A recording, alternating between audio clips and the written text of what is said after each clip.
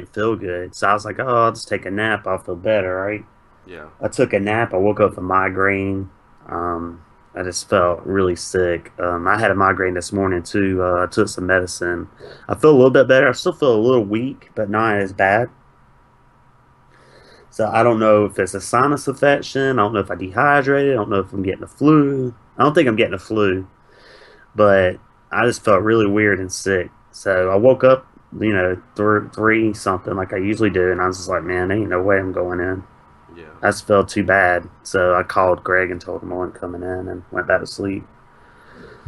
So I got to go in tomorrow or go to doctor one. So I'll go in because I hate going to doctor. Mm. Well, I hope you feel better, man. Yeah, yeah, me too. I feel better than I did. So, did you get everything fixed over there? Is you sound better? Yeah. We're recording. Oh, well, welcome to another edition of Beatdowns, Moonsaults, and Judo Chops. Hey, yeah. This is Cody, and I'm with my faithful co-host, Alfonso. Hiya. How's it going today, Alfonso? Pretty good. It is hot. Very hot. It is very, very hot, guys. I might even came down with a situation of dehydration yesterday. So please, guys, keep yourself hydrated at all times. Um, but yeah, it is very hot out there. Like as soon as I went outside today, I like melted. It felt like Yeah, pretty much. the humidity is horrible down here in South Carolina. Um, so we having to deal with that. We still wanted to bring y'all the podcast for this week. If I sound under the weather, I apologize in advance, but I'm going to make it through, guys. You know what's not good though What? is if you have to go outside for prolonged periods, and then you come back into a cool place. Like it's 100 degrees outside, but like your apartment's like 65 degrees. See, it's warm here too because I live in an older house, and it seems like our air conditioner breaks more and more every year. Yeah. Like, or less air's coming out of the air vent, so like it's legitimately hot here too inside. I might have to get a window unit Oh, okay. because my landlord does not want to fix it. So Cheap, it's either that or move out. cheapskate. Yeah, really. But yeah, because I mean they've looked at it before, but I guess whatever the guys told him that they were going to have to do, he decided he wasn't going that route. So, because it used to be pretty cool in this house, like no matter what. Yeah. And now it's like, oh, man, I can't get it cool to save my life. Um, but that's first world problems, I guess. So you're saying it's pretty cool in your house? Yeah, downstairs anyway. It's a older apartment, Mm-hmm. so it's hard to cool the upstairs without having the unit run all day long, which I'm not about to do. Because now then you're staring down the face of a $150, $180 power bill, Yeah. and who's gonna do that? Not this guy. I'm scared to look how much my power bill is every month. Because it's more than that usually. Really?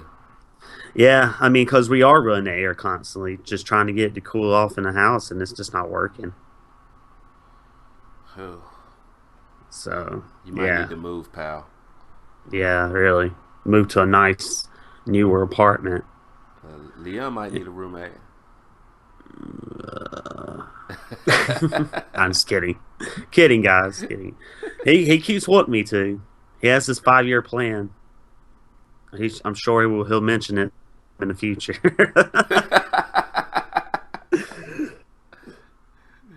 Oh His man. 5-year plan entitles he gets a roommate, then he can get him a new car. Oh, that's the whole point of wanting a roommate, so you can get a new Yeah, car. pretty much. It's the way I took it, anyways. I'm not. Leon, if if you're listening to this, yeah, I just outed you, bro. hey hey bro, you might want to raise your standards. You don't know somebody until you live with them, and by That's that true. and by that time it's too late. I mean, he at least I know the house would be very clean. No, I'm not talking about him. I'm talking about the person he lets move in. That's true. That's why he's not asking everybody. Yeah. He pretty much just wants me to move in with him. He doesn't want like anybody else, as far as I know. But I mean, living with him, you know the house would be clean. I'll just put it that way. Yeah. So you've been over there, you see how clean it is, Yeah, it was immaculate. and it's very, very clean. No wonder he wants to call himself soap. I'm gonna call him Dexter. Oh, Dexter was very clean like that. a lot of actually, a lot of like American Psycho was very clean too. Yeah. Yeah. Oh wow, we're really opening up a can of worms here, Anyway, Leon. We're discovering things about you, sir. so I took I took extensive notes on Money in the Bank. Mm-hmm. I spent 3 hours yesterday watching wrestling. The things I do for the podcast. So, Yes.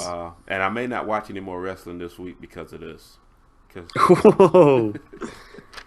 Well, spoiler: I did watch Ring of Honor already. The one that comes on tonight. I watched it a little early because it premieres on Saturday, and it was actually pretty entertaining.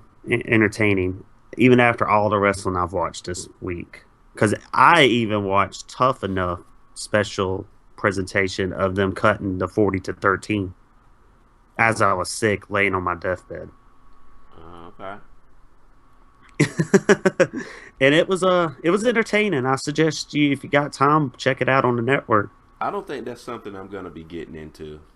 Tough Enough. Yeah, I don't know. I probably won't either. I want to watch it for the podcast, but I don't think anyone cares. I don't care. I've never actually, the only Tough Enough I actually ever watched, like fully watched every episode of, was the first season. uh-huh. But I never watched none of the other seasons really. Even the one with the Miz and Ryback, I didn't even watch that one. I knew who was in it, but I didn't watch it. And actually, the only part of that one that I even knew about, like knew what was going on, was when they like showed up on SmackDown, and Daniel Puder put Kurt Angle and Kimura. Yeah. But besides that, I really didn't pay too much attention to that. So, and the last one they had, the one with Stone Cold, I didn't even watch one episode of, so I couldn't even tell you who was in it. I don't even know who won. Like, I don't even have no idea. I don't even think that guy that won even made it to the roster. If I'm not, Um, if I'm not mistaken, they've only had four. They've had 4 seasons. They had the first three, and then they had that one back in 2011. I watched the first 2 seasons because Maven won the first season, And Nadia, yeah, the girl. They and had then two winners. and then the second season they picked the 2 girls, which I don't think either one of them ever made it up to the main roster. They picked two girls. Yeah, because I told you Kenny was in the second season. Kenny from Oh, yeah. TNA. Oh, Kenny King. Yeah, that was the year they picked 2 girls. Which one was Johnny Morrison on? Or Johnny Mundo Oh, you now? know what? He was Was in. he the He was first or second? no, he was in season 3. Season 3. Oh, Yeah. season 3 was an all-star So I one did. then. So I did watch season 3. Because The Miz was on season 3. No, no, no, it wasn't. No? No, I don't. Not that I remember. Was he season 2? The Miz season 2. No, because season He- 2, the girl won. The Miz was on MTV. The Real World. No, he was on Tough Enough too. Oh, okay. Because it was on MTV, they put him on there. He might Yeah. have been season 4. Let's check this out. Because I'm real curious now. Because now you throwing me a monkey wrench in my Tough Enough knowledge. Yeah, let's at Um, least get that. but Check. but honestly, this Tough Enough this year, it looks like it's just a bunch of models. So I'm not too excited. The only thing I'm excited about is to see like Booker T and get to see Hulk Hogan and you see Paige as a trainer and you get to see Chris Jericho back on TV. And I wanna touch on her too when we Who get to Paige? yeah. About Well, we'll get to it. okay. Well, we could start by talking about some news that happened with UFC lately. They signed another promotion to the Fight Pass, Titan Fighting Championships, which used to be on CBS Sports Network. Hmm. They're signing them exclusively for the Fight Pass. So now the Fight Pass has Judo Brazil, Invicta, and Titan Fighting Championships, which is pretty cool that they're going to be putting on live events monthly that are not UFC related necessarily. Because they're still owned by them companies. They're not owned by the UFC. So I think that's really cool that UFC is branching out like they are to sign current other promotions Yeah. to be on their Fight Pass. It's a cool and unique possibility, making it more like the Netflix of MMA. Okay. Here, season two. Jake and Kenny were joint runners up after Linda and Jackie were announced the winners of Tough Enough 2. Uh, Let's see. Matt and John were announced winners of Tough Enough 3. So that was so yeah, that might I think that was the one where Johnny Mundo was on. Number three. Yeah. Yeah, he was on it. And Kenny Look, came out of season 2. So yeah, that was it. I watched the first I didn't even watch season 1, but I watched season 2 and 3 and that was it. huh. Oh, you're right. You're right. Mike was on season. They had a season four with Mike, the Miz. It was not called Tough Three. It was called the $1 million Tough Enough. Oh, see, I did not watch that. So, It was a part of SmackDown brand in 2004. That's the one where Daniel Puner. See, I missed the season. That's the part where Daniel Puter put. He was a part of the season I was talking about with Daniel Puter putting the Kimura on Kurt Angle, but I had my seasons wrong.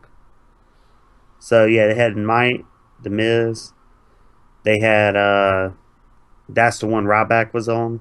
see, I was so far removed from wrestling at that point. I, you know, So really, this is season six of Tough Enough, not season five. Season five was actually the one with Austin that I was talking about, yeah. and I don't even know who won. Let's see. Oh, Andy Levine. And does he even wrestle still? I don't believe so.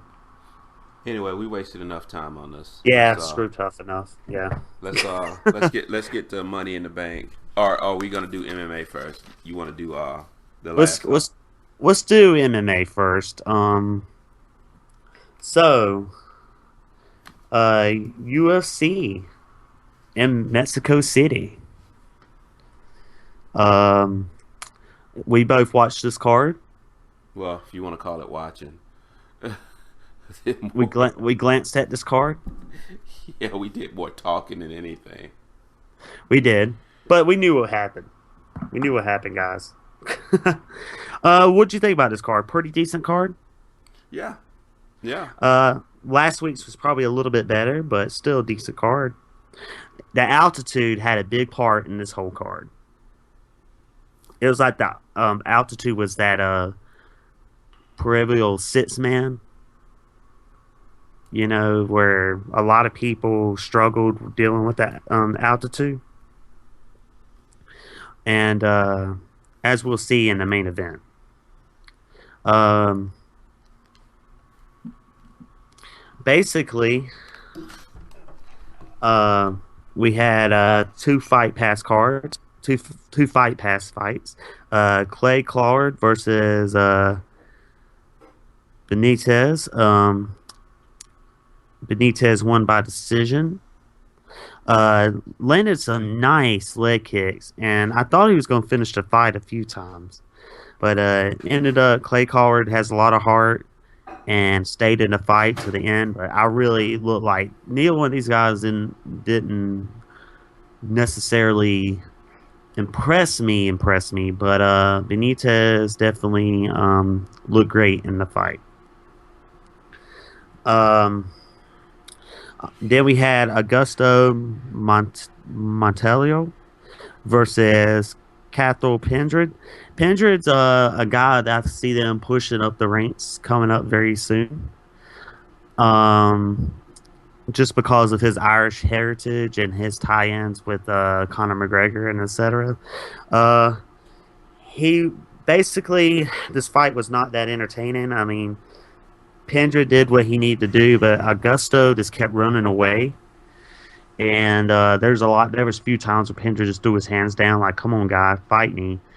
And Augusto is not a UFC caliber fighter.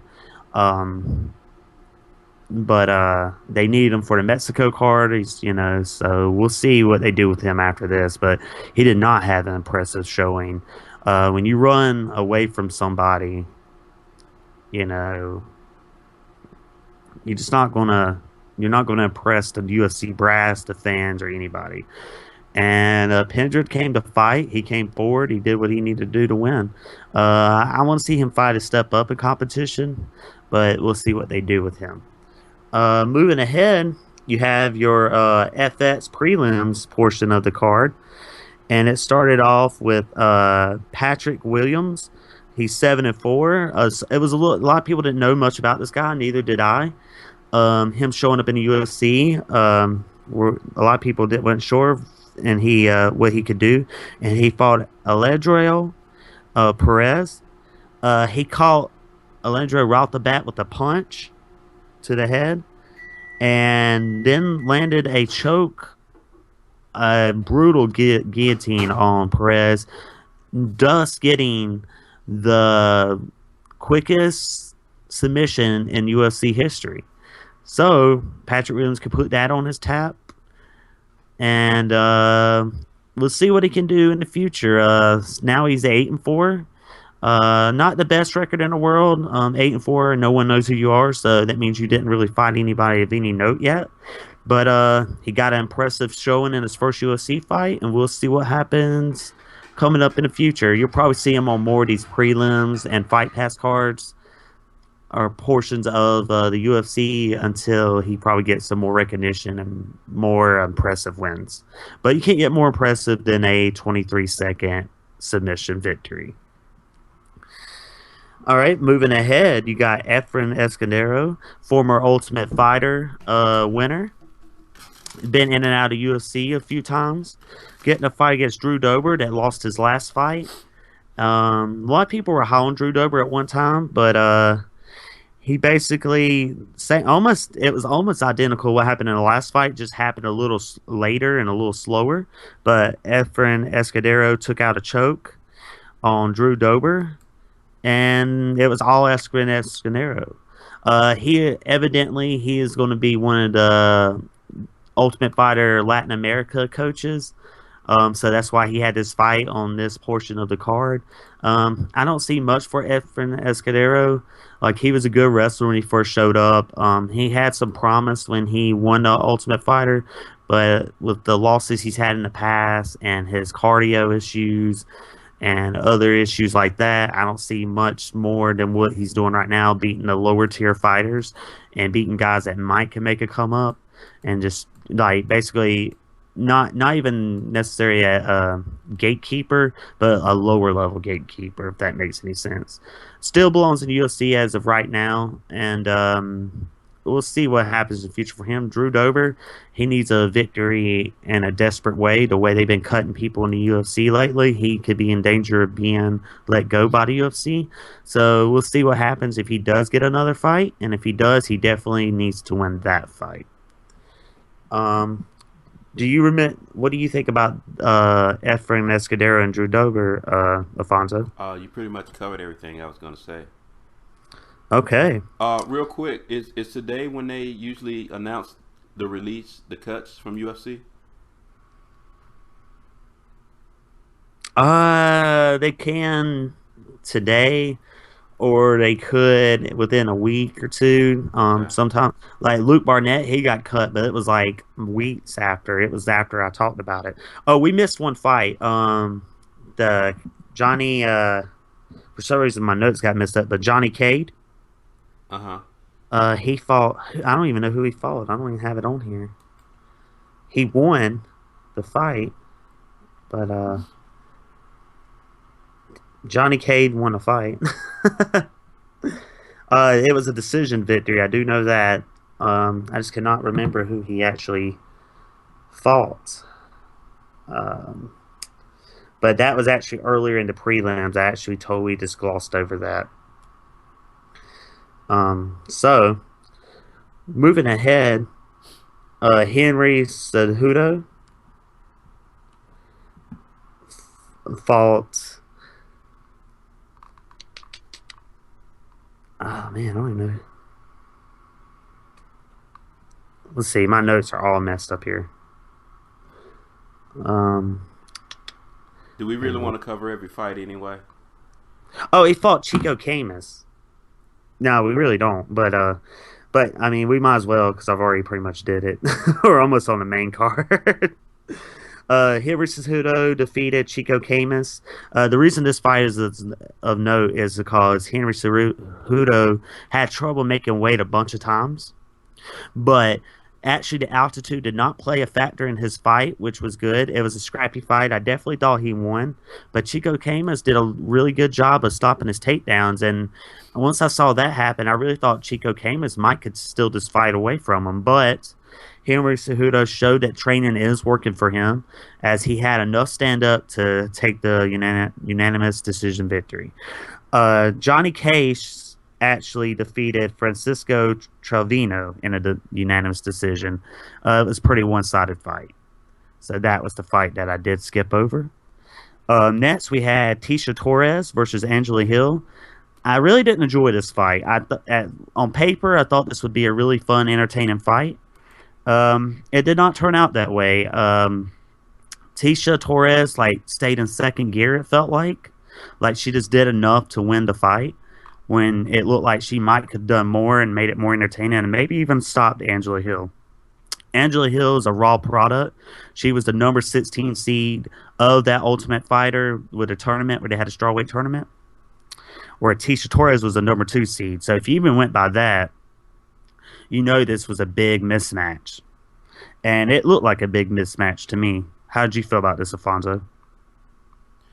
Yeah, I mean, I didn't know much about either fighter going in because I kept telling you Torres looked familiar, and come to find out she was on the all female Ultimate Fighter, but I don't remember much about her. She didn't win, did she? Yeah, yeah, she won. Torres won the female Ultimate Fighter. No, oh, no, I'm sorry. I thought you meant she won this fight. I was like, yeah, she definitely won this fight. No, that was Espadana.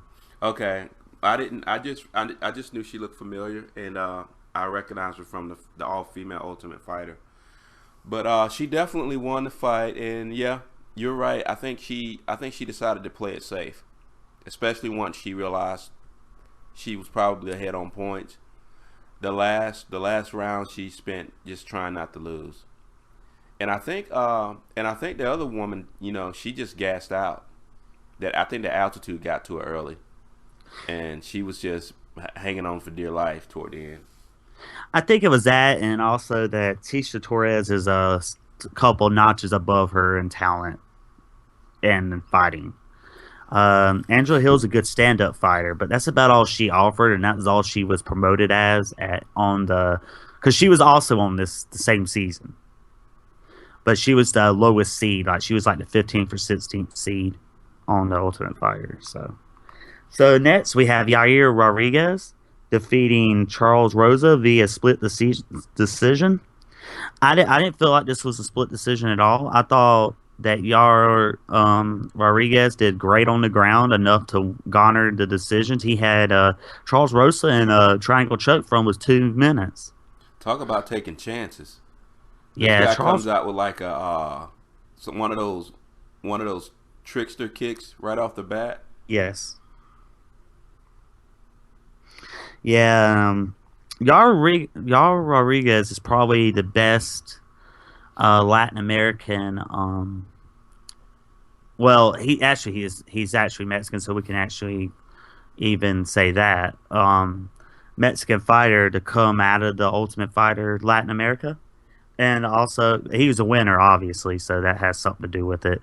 But he looks like he might have some promise coming in the future. Charles Rosa, he's a decent talent, but I just don't see as much for him as other people do. If that makes sense. And really, it's hard to judge some of these fighters on this card because of that altitude. Well, I know we keep going back to it, but that altitude did play a big part in this card. Yeah. So, I mean, it's hard not to keep touching on that. Um, Kevin Gastelum defeated Nate Marquardt uh, by corner stoppage at the end of the second round. This is probably Nate Marquardt's last fight. He looked really beaten. Altitude really killed him. And he was just, I think a lot of it just had to do with Kevin Gastelum just putting the beating on him, really. Is this the one that quit in his corner? Yes. Okay, they should have stopped that fight anyway. Oh, in the second round? Yes. Yeah. And kudos really to him in his corner, knowing like I don't have nothing else. I don't have nothing else left, and there's no point in me taking unnecessary punishment. Like, and Nate Marquardt's a former King of Pancrase, a former title challenger, and a former Strike Force welterweight champion. He's fought over 50 fights. So he knows his body, and he knows what's going to happen. He I know he has a warrior's heart, but it was good to see like, hey man, it's time to we just need to go ahead and call this fight over because I have nothing for this guy. And Kevin Gastelum looked good for all this stuff we've been talking about the altitude. For him to keep his cardio, with him having so much trouble making weight in the past and gassing out himself, he looked pretty fresh, I would say. How about you, Afonso? Yeah. Special talent. He wants to go back to welterweight. I don't know if UFC will let him. This was a middleweight fight, but he is small for a. He's big for a welterweight, but he is small for a middleweight. Like middleweight wrestlers, like a Chris Weidman or Yael Romero. Them guys are a lot bigger than Kevin Gastelum. So Kelvin Gastelum, I'm sorry. Yeah. So he does need to get back, but he needs to be able to make that weight the right way. If he's like being 6 to 8 pounds overweight on a title challenge fight, like that's basically it was a contenders fight where he was like 6 or 8 pounds overweight. You know, if you can't make the weight, you need to move up. Yeah. And really, I know how we've discussed weight cutting in the past, and we really don't like it. But if you do it the right way, there shouldn't be no issues. I mean, there's plenty of guys that do it the right way, and you never have an issue, and you never hear about it. Like the George St. Pierre's, your other fighters, and most of these fighters I'm mentioning, they are championship caliber fighters. Discipline. They're disciplined, exactly, and they know when to start cutting weight. And most of them stay in shape, and that's the biggest problem for these guys. They don't want to stay in that shape to cut the weight. Like you got Johnny Hendricks now. He's basically saying I can't even lift weights no more because I want to get down to 170. And honestly, if I saw him at 185, he'd be in a lot of trouble because he's a short, stocky guy. He's got dynamite in his hands, a great fighter, but he would have trouble. So, and he reminds me a lot of. I mean, Kevin Gastelum has a different tool set, but that same body shape, if that makes sense. That stocky, kind of a little shorter guy. Yeah. So I really hope if he can make the weight right, I would give him one more chance at welterweight because that's where he's ranked at. But if you can't, then fight at middleweight or just not fight it. Then do something else with your career or your life. Yeah. Moving ahead, we had a good fight in lightweight between Eddie Alvarez and Gilbert Melendez. The first round, it looked like Gilbert Melendez was going to take the fight to him. Threw a nice elbow strike that basically fractured or broken Eddie Alvarez's nose. Unfortunately, Eddie Alvarez did a rookie mistake where he blew out his nose, like, where you blow, and blew the blood out, which caused a swelling in his eye, a horrendous swelling in his Oh, eye. But with the altitude affecting Gilbert Melendez for some reason, because this guy's usually a cardio machine, but so was Eddie Alvarez. Eddie Alvarez was able to sweep the last 2 rounds and take the victory. How did you feel about this fight? I feel that Eddie Alvarez is probably sick to his stomach over this one because he had this fight. He had this fight. He let no, not Alvarez, but Menendez. Menendez Yeah, had this fight. He let Eddie Alvarez steal it from him. yeah. I still pretty I mean, quite he entertaining still, fight though. yeah, it was a great fight, but you had the impression that Menendez still thought he was in control of the fight, even heading into the final round. Like, dude, you need to try to knock this guy out. It was a close fight. The third round he definitely lost. The first round he definitely won. If you went by the first round, if you just watched first round, you saw Alvarez's face, you'd be like, oh shit. And Oh, then in excuse the my language, but that's the only way I can put it. and then in the last round, he got caught with that elbow and gashed his forehead. I'm like, oh, you're done, man. Yeah. It was a good fight though, and kudos to Alvarez though, not being able to really see out of one eye, and they didn't stop it, which was good for him, I guess, because he ended up turning around to a victory. Uh, his This first Eddie victory. Alvarez, yeah, in the UFC, his first victory in the UFC. He was one of the top lightweights in the world, but that was not in the UFC for a long time. And so was Gilbert Melendez. Like these guys, like when the UFC had their lightweight division when they were first buzzing, these are the two guys like Gilbert Melendez for like Strike Force, and then you had Eddie Alvarez for Bellator, and these were the two stars that the UFC didn't have their hands on that were just dynamite skilled guys. And now that they're both fighting there, it was kind of like a Born Rebney versus Scott Coker, and Born Rebney won round one. So Bellator versus Strike Force. Bellator is one zip. I have no If idea you what want to you're look at it talking like that. about. I Huh? have no idea what you're talking about. I'm sorry. Scott Coker was the head guy of Strike Force, and Born Rebney used to be the head guy of Bellator. And these two guys were two guys the UFC didn't have their hands on that were very talented guys. Like they were like the two guys that were in the top five of the lightweight division that were not UFC fighters, which was rare, which is still rare. If you have someone that's ranked in that category that's not a UFC signed fighter. Yeah. It's basically for the hardcore fans. That was a hardcore fans reference. All right, moving ahead. We had our main event to unify the undisputed UFC heavyweight championship of the world. We had Fabricio Verdum, challenger, interim champion, versus Cain Velasquez. And man, did Cain Velasquez in altitude kick his tail. This dude was huffing gas in 2.5 minutes within the fight. Um, Close first round. I slightly gave it to Fabricio Verdum. A lot of people gave it to Cain Velasquez. But second round, with the gassing and fading fastly, Cain Velasquez, he got outstruck by Fabricio Verdum, which is not his forte. But he just keeps getting better and better. And he outstruck him. And then the third round, with 2 minutes into the third round, he went for a lazy takedown and got choked out. And now Fabricio Verdum is your undisputed heavyweight champion of the world. And Verdum might could be in a consideration as one of the greatest heavyweights in history, just because of the name values of some of the guys he has beaten. He beat the other three guys that people consider the top three all time heavyweight greats: Antonio Rodrigo Nogueira, for Fedor Emelianenko, and Cain Velasquez, and he all beat these guys with finishes and emphatically.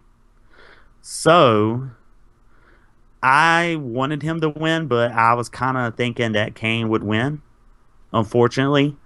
But I told everybody I was going for Fabricio Verdum, and it'd be awesome if he won. And the story that came with him coming back from the UFC after being let go, being knocked out by Junior Dos Santos, and just being kind of let go, and then thrown to the wind, and then to go on this run as Strikeforce / UFC in the last 4 or 5 years has been epically amazing. How do you feel, Alfonso, about this fight and the legacy that Fabrizio Verdum is building for himself now? Uh, well, he beat what many considered the best heavyweight in the world, so that makes him the best heavyweight in the world now. Uh, we'll see. We'll see in his next couple of fights, Hmm. and if he gets a rematch with Kane, who typically does well in rematches. Which, I mean, looking back on it, not only was he gassed out, but knowing his injury history, he might have been hurt going into the fight and just didn't tell anybody. I mean, ring rust aside, he didn't look like himself. So I'll wait for the rematch before I go proclaiming this got to be the greatest heavyweight ever. Okay, I agree with you to a extent there, but I mean, Cain Velasquez was still throwing heat, and Reese Verdum looked so good. I'm not sure if you had the best Cain Velasquez out there that Barriso still wouldn't have made this a fight. It might would have went longer, but I mean, Barriso looked great. Was he throwing heat? Who Cain Yeah, Velasquez? after the Early first on, he round. was. Yeah, Early on, he was. Well, no, after the first round, we've all decided that he was gassed out. yeah. But And this I'm is a just guy known for cardio. He has the best cardio in fighting. Period. well in heavyweight. No, period. No, Yeah, yeah. I listen to Joe Rogan.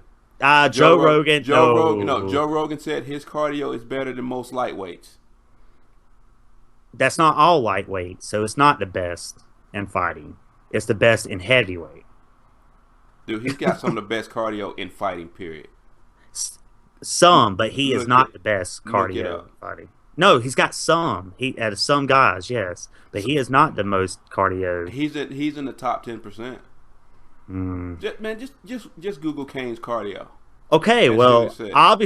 obviously, there's something to that because the dude gassed out in 2.5 minutes of altitude. That's If what you I'm have the best, saying. but if you have the best cardio out there, then some of that cardio should have been able to transfer through the altitude, and he didn't. And through interviews, Kane has not said he was hurt. And last time Kane lost, he claimed, "Oh my gosh, my leg got hurt." Ooh, boo. No, So he he's not. did admit he was hurt. This time he Why? didn't say it, Yeah, but I mean, there's no point in complaining. You lost. I mean, or making excuses. but he did last time he lost. So why wouldn't he this time? I don't know. I'm just I, telling you. I'm just saying. I'm just telling you. He's a cardio freak.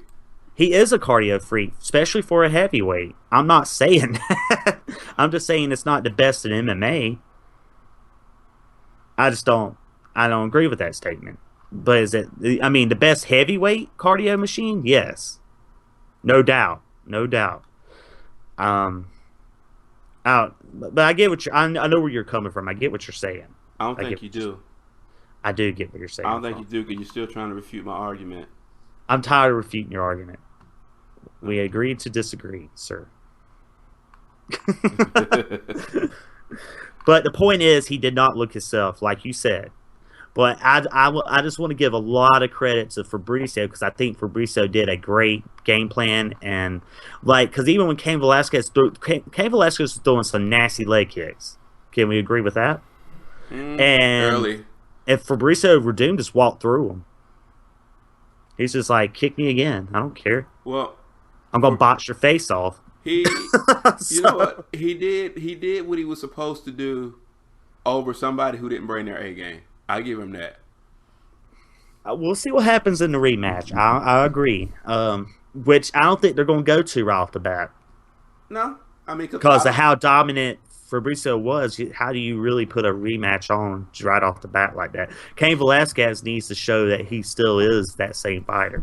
So I say put him against someone else, let him style on them, give Fabrizio another title fight with somebody, and then we'll see what happens. But If See if he doesn't get hurt. I tell you this: when Fabrizio's the super underdog, that guy comes and wins. I mean, because he was a very big underdog against Cain Velasquez. He was an even bigger underdog against Fedor Emelianenko, and he went out there and he took. Emelianenko's lost two more fights since then and is retired. But he was the first guy to beat Fedor like straight up clean. Like Fedor never had a loss before then that was a legitimate loss. Like his first loss was a cut, like just this weird cut, and they stopped the fight. Uh, Like a minute into a fight. do you see anybody now on the roster that can challenge him? They could possibly beat him. Fabricio? Yes. No, because he's already beat a lot of the top guys that would be around there. The only two guys he hasn't, the two guys that I would like to see him fight. Well, three. There's three guys out there. You have Andre Arlovsky, which they had a fight. Andre Arlovsky beat Fabricio in the past. This was before Fabricio was really good at stand up. So I would like to see that revisited, kind of a revenge match for Fabricio. Steppe, he's not fought Steppe yet, so I'd like to see that fight. And maybe him rematching Junior Dos Santos, because Junior Dos Santos is the guy that kind of knocked him out of the UFC the first time. And see, that's another fight I wouldn't want to see right off the bat because Junior Dos Santos has been out for a while too. Yeah. I don't want Verdun fighting another guy who's got like 2 years of ring rust.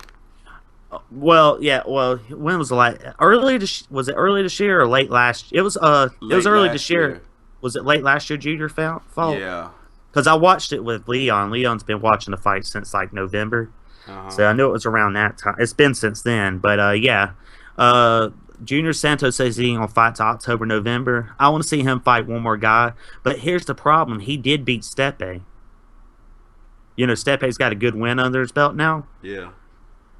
But Junior Dos Santos beat Steppe to fight before this fight. So that's the bad thing about heavyweights. You really ain't got no one on a super run besides Andre Arlovsky or Ben Rothwell, which I don't think either one of them guys really have much for Verdun Yeah. at this stage. But it is heavyweight, and heavyweight's been turned upside down in the last few months for sure. He fought. That can't be right. December 13th, 2014. Yeah, yeah. So he fought in December. Okay, yeah, that's right then. Yeah, Yeah. I knew it's been a little while because Steppe actually has had a fight since then.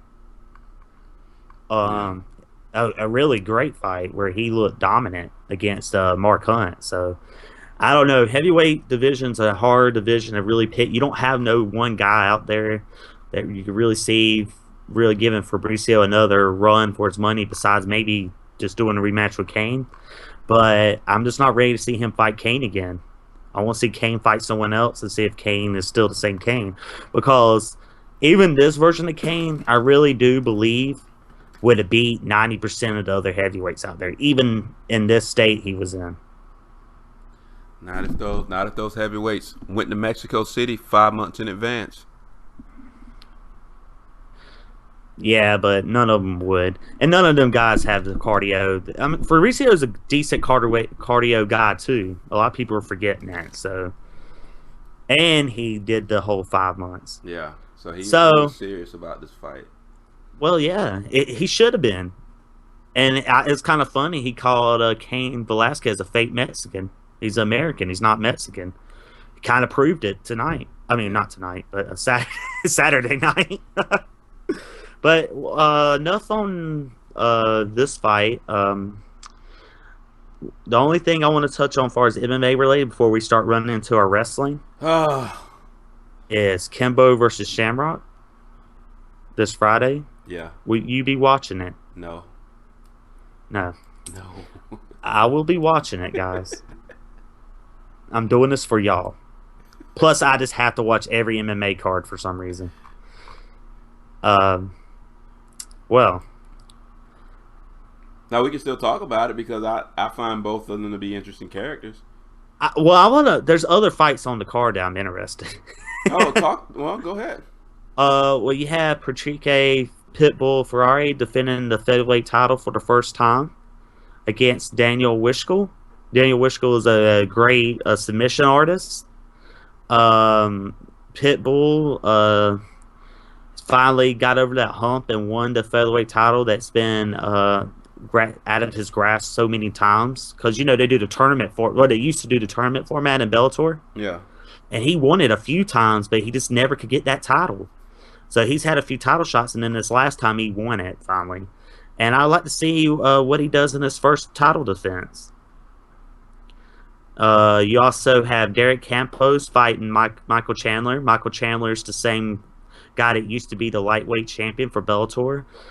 He's the guy that also beat Eddie Alvarez for the belt, tie into the last UFC. He's a great talent. He's the guy they always put on the Dave and Buster commercials, and everybody's like, "Who's that guy?" Because they don't know who Michael Chandler is. Because no one watches Bellator, evidently, except me. Also, Bobby Lashley will be on the card. Pro wrestler versus Dan Charles.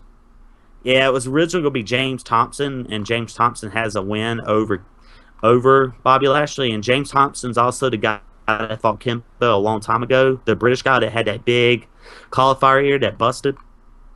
Do you remember that? No. Did you ever watch Kimbo's fights back when he did MMA?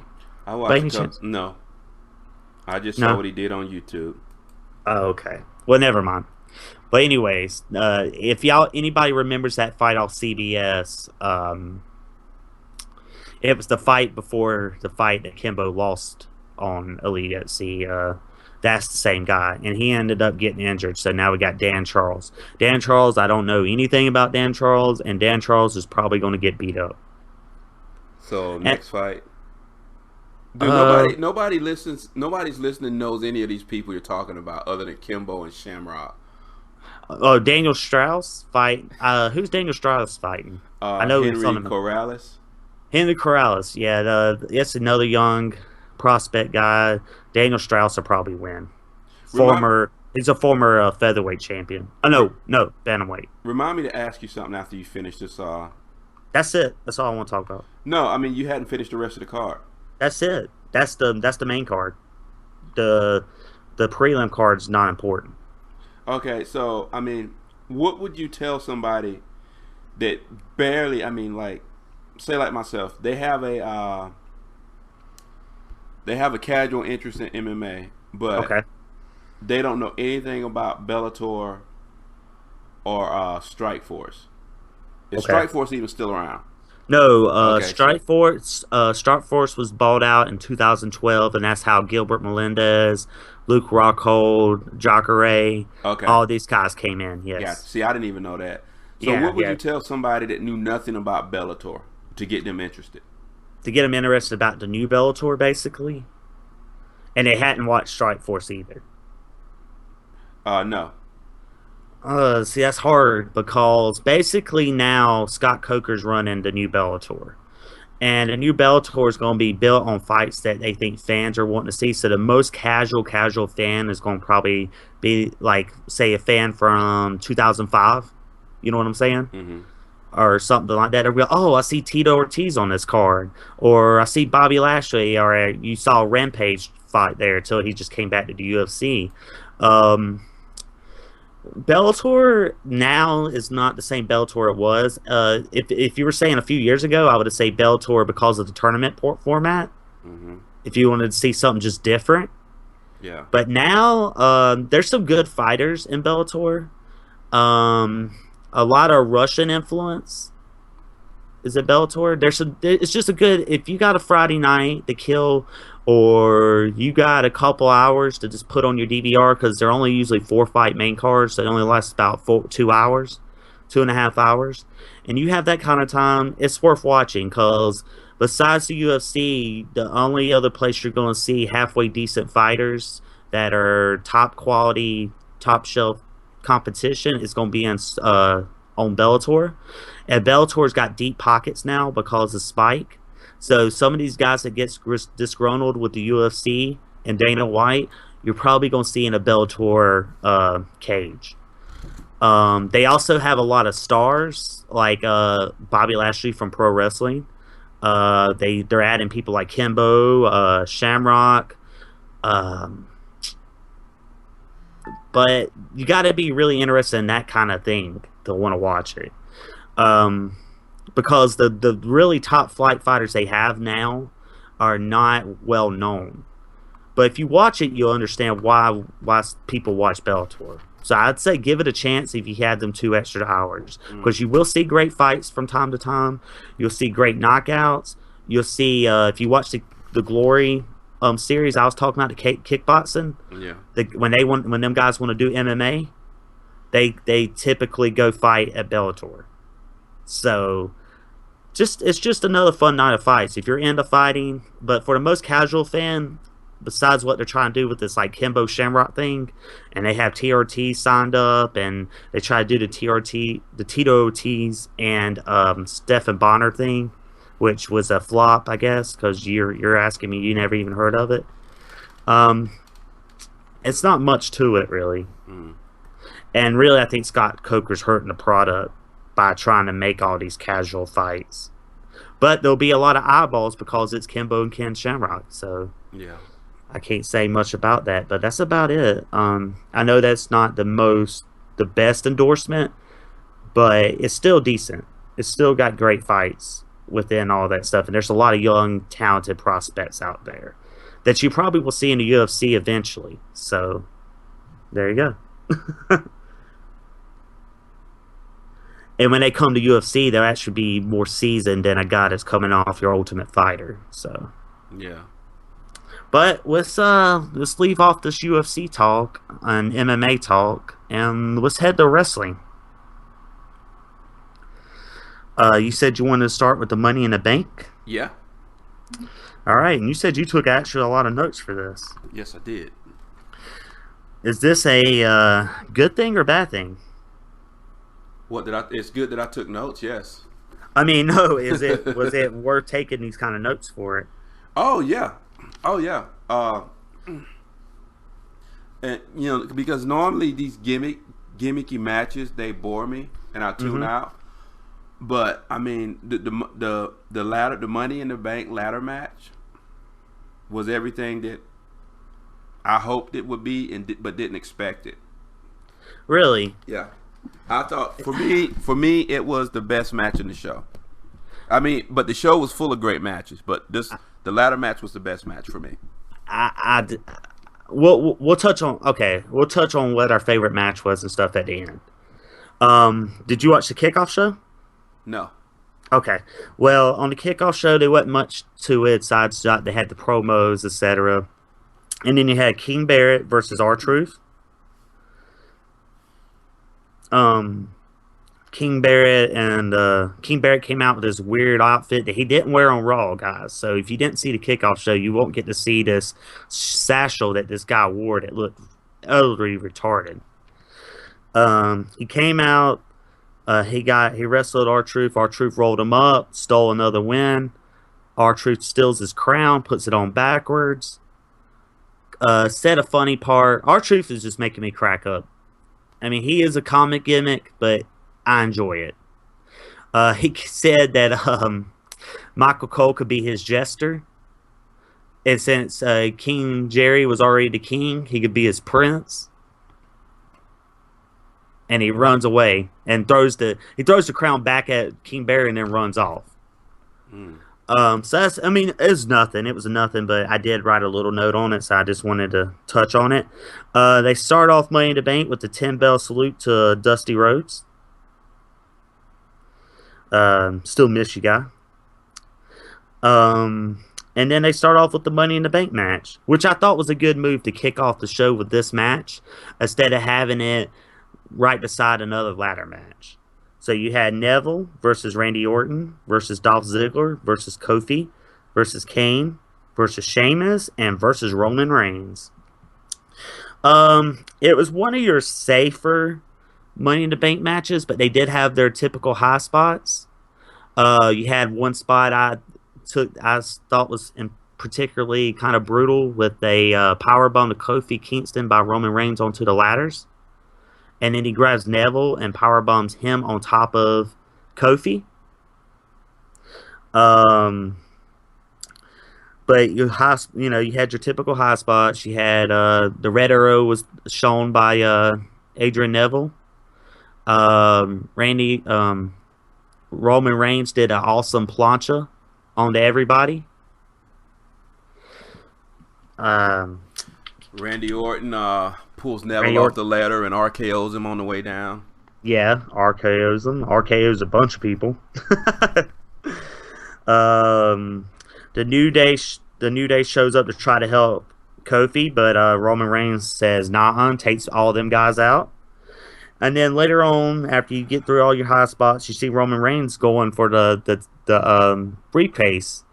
And I really thought Roman Reigns was going to get this victory because Hold on. But that's before we get to all that, okay. I want to Okay. say there was a funny moment in the beginning of the match where everybody's outside and Kofi realizes he's alone in the ring. Oh yes, And where everybody's hitting each other. Yeah, and he's just like, I'm like, climb up the ladder, stupid. and then they're all looking at him. But this match, he really shined in this match for me, and Who? Kingston, Oh, what? huh? I'm sorry.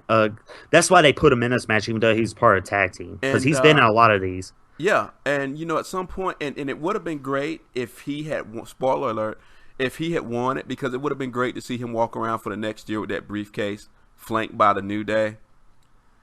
Well, Uh, any of them could use it because he's basically yeah, saying he was winning it for the New Day. yeah, exactly, exactly. They missed a great opportunity, but and they need to do more with him. I say that about a lot of guys, but he's been there long enough, and he's over, and he's a better face than he is a heel. At some point, they need to do more with him.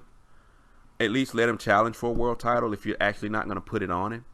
Mm. So, I disagree with him being a better face because when he was a face, the fans just wasn't into him anymore, like kids were, but the fans wasn't.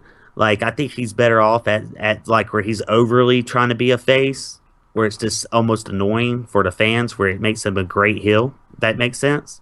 Kind of like the Kurt Angle effect back in the late '90s, where he was just talking about integrity and da da da da, where he's this overly happy guy, but it just didn't go over with the fans. So he's the best heel. but when he did flip, he was over too, though. Well, But it's when a he high spot though. Anybody, they all jump up for a high spot.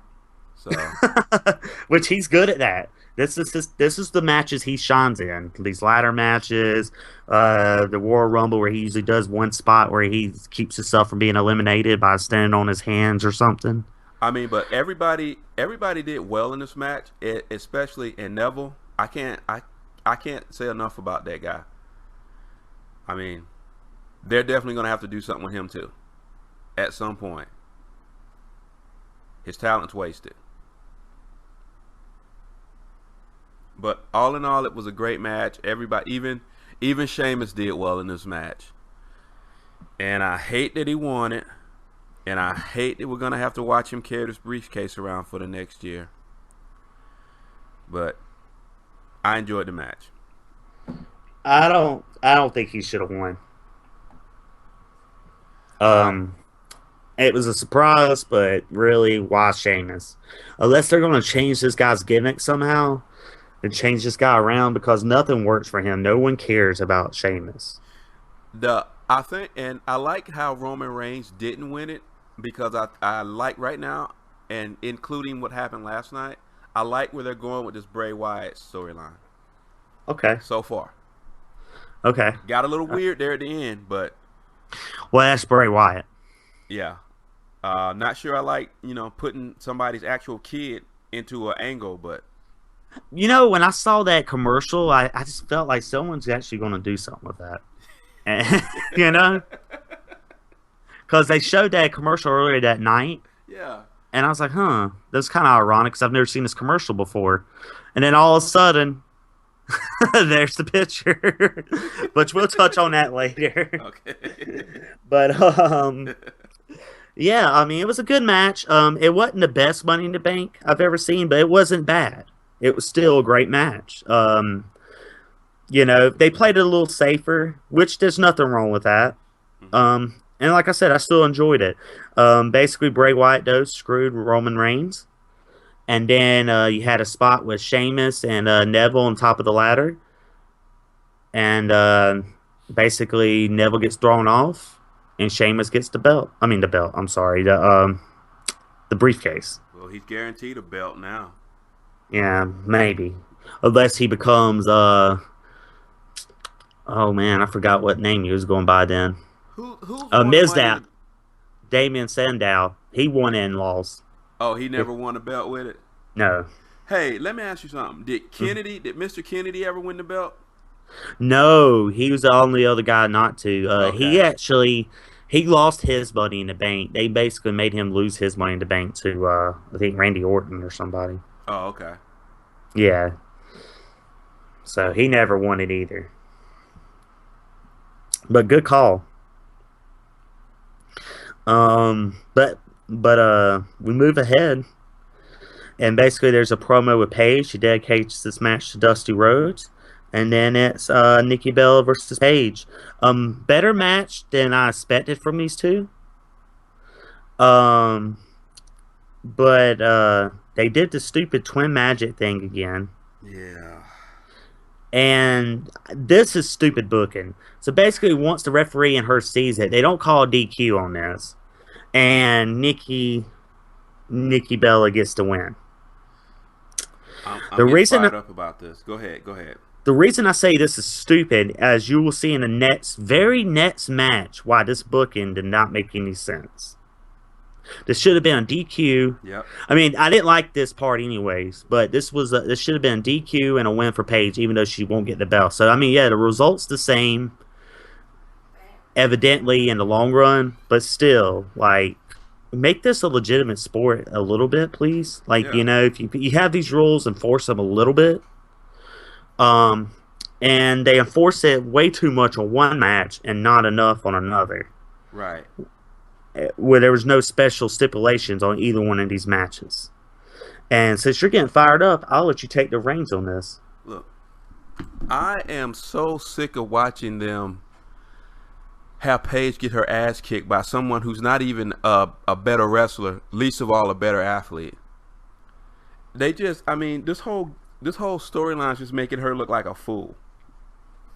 And like I said, this, I even wrote it on my notes. This is a BS finish. It's so ridiculous. And then watching the match, Nikki doesn't sell enough. Yeah, I agree. She's a terrible wrestler. She's not great. She is a pretty good athlete now, though, as far as bodybuilding styles. Her and Cena's been showing her some ropes on that. Well, she's strong. I mean, she can pull off some moves that require strength, but Yeah. I mean, She's a lot bigger than her sister now. oh yeah. Well, I mean, look at her compared to... That's why the twin match thing shouldn't be working. For one thing, Nikki Bella looks orange. Plus, she's like 2 times bigger than her sister now in a lot of different ways. Yeah. But I mean, I don't want to waste too much time on this because we'll get into it on Raw. Yeah, because this ain't over. Yeah. Unfortunately.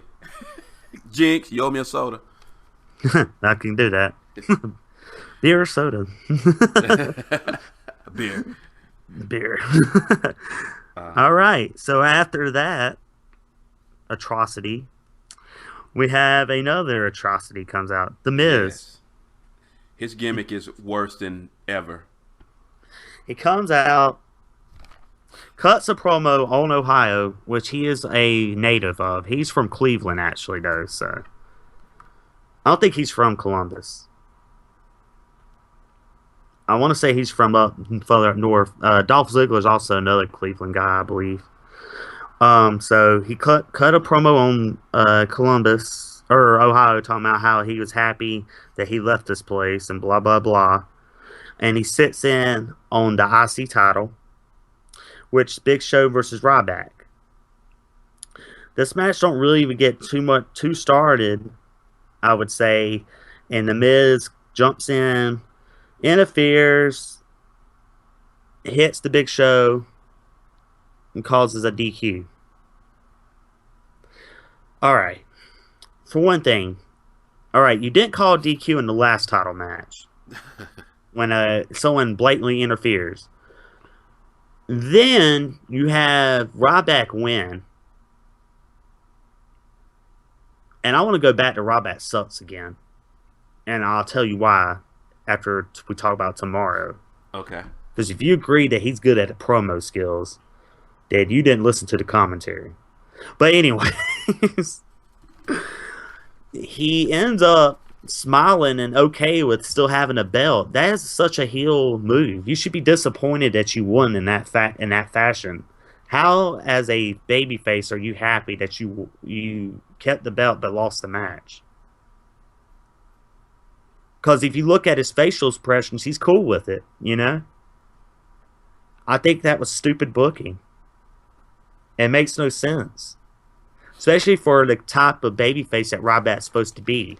He's supposed to be this babyface that goes through all challengers, tears them apart, feed me more, you know. But you're happy to contain your belt by losing by DQ. And they ruined the match that I otherwise really wanted to see, because I like to see two bigs go at it, and because it's not many people that can actually physically match up with the Big Show and it look real. So I wanted to see this match. Fair enough. But I wasn't too I went too bummed out about seeing this match. But it wasn't that good, and it didn't really get its legs under it until something happened. So Yeah. obviously, I think the reason they did this though is maybe this match wasn't going to end up being that good, and they knew that Yeah. because you know they practice this stuff beforehand usually. Yeah. And so maybe they saw something they just think the fans would just shit crap on. So we'll see. We'll see what happens. I mean, but this feud isn't over either. I see a triple threat match coming. How could you not? And guess what? A triple. It'll be a triple threat match. Falls count anywhere, and somehow can you hear me? It'll be a triple threat match. Falls count anywhere. No DQ, and somehow the Miz comes out the new Intercontinental Champion. Yes. I don't want to see that. I don't think anybody does. No, I don't either. So you wanna move on to the next match, which I'm pretty sure has your vote for match of the night. We can. I just wanted to mention MGK will be on the Raw the next night. I put Super Lane. I had no idea who that guy was. I don't either. I still don't. Machine Gun Kelly, evidently, is this guy's name. I didn't know a guy would be called Machine Gun Kelly when he looks like he weighs 50 pounds. Yeah, that is clearly a gimmick. But he is from Ohio as well, so. Okay. Some of our younger fans or people that listen to that type of music, please tell us who this guy is. On Twitter, thank you. Because I ain't even going to waste my fingers looking him up. I didn't even hear the music. I fast forwarded through that. I whole did too. segment. I did too. Until the end, of course. But yes, the match of the night: Kevin Owens versus John Cena. I just basically put awesome match. I thought this match was better than the first one, and they gave Cena the victory this time. How did you feel about this match? Oh, I thought it was an awesome match. It's I forget sometimes just how athletic John Cena is. I know he's strong, but he's also very athletic. And Yeah. these two guys, they have great chemistry. They really do. Yeah, you've seen some feuds in the past, but they don't have but the chemistry's not really there. A lot of matches, these guys they have great chemistry, and they brought their A game, both of them. Exactly. I mean, and they did some. It basically was a lot of these guys just kicking out each other's moves. They did a Canadian Destroyer. It wasn't the best looking Canadian Destroyer, but it sure got them fans popping for it. And that was that reverse power driver thing, Oh yeah, like powerbomb power driver. yeah, That's called a Canadian Destroyer. And it looked pretty decent. Wasn't the best one, and it wasn't the most fluid one in the world. But what do you expect from two big guys like that? yeah. I think this shows a lot of just how good Kevin Owens is, though, Definitely. as a worker. To get this kind of match out of Cena Yeah. and be big enough where it's still believable, I think that has a lot to do with it. Like, because, yeah, he's not, like, muscled up like Cena, but he's still a big guy. yeah. And he matches up size-wise to Cena. and the how athletic he is for that size is ridiculous. To be able to do the moonsaults, to be able to do that corner splash, to be able to pull off that Canadian destroyer, because like a move like that, that's both guys. Both guys have to perform that correctly for it to come off good. Yeah. I mean, that's a lot of give from the other guy. So, it was a great match. I still think it was better than the first one. Do I think they'll top it on this next? Because I still think it's going to be a trilogy, and I think the next match will be for the U.S. title. We'll see. We Now, will see. now Cena wasn't on Raw, so do you think they'll keep Cena out until SummerSlam and then finish off this epic trilogy there? Or Well, I don't know. I don't know how long they're going to sell him. Power. Oh, we forgot to mention that. Okay, after the match, Cena won. He offered his hand, and Kevin Owens will explain his actions on next night or why he did it. But basically, Cena's like, "You deserve to be here," and he basically kicked Cena, threw him out the ring, and did his power bomb on Cena onto the ramp, the ring apron. And then they pretty much sold it like, they took Cena out, had to help carry him out and everything like that.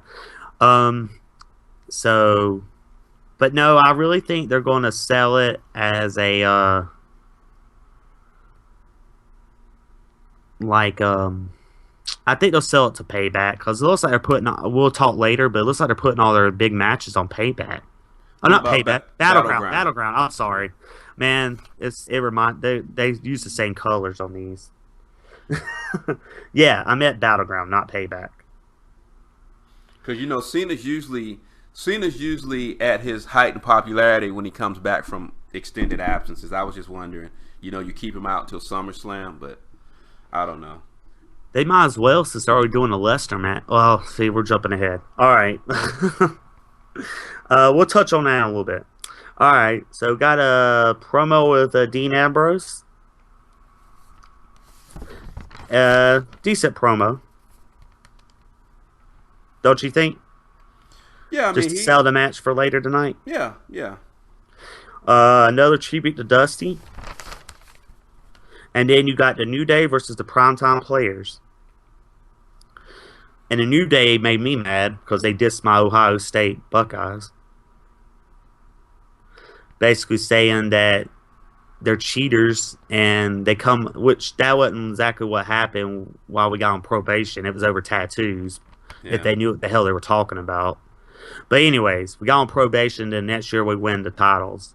Which they were wrong on that. It was actually 2 years. Look, heels never have their facts correct, okay? Well, I was just mad because you're dissing they take liberties with the info. That's their gimmick. Well, they were making me mad because yeah, everybody knows me personally. I'm a big Ohio State fan. But anyways, so I was happy about the results after this stupid promo. I love the clean finish. Huh? I love the clean finish. The clean finish and the primetime players are your champions. Yeah. It was actually a decent match for the guys that were involved. Yeah. How did you at first you wasn't real sold on them even challenging for the tag titles? Now, how do you feel about them after they've actually won the belts? I actually feel good about them. They're fresh. They're a fresh tag team. They're over. And despite their shortcomings, skill wise, they kind of make up for it with presentation and charisma. I mean, not everybody's gonna be a technician in the ring.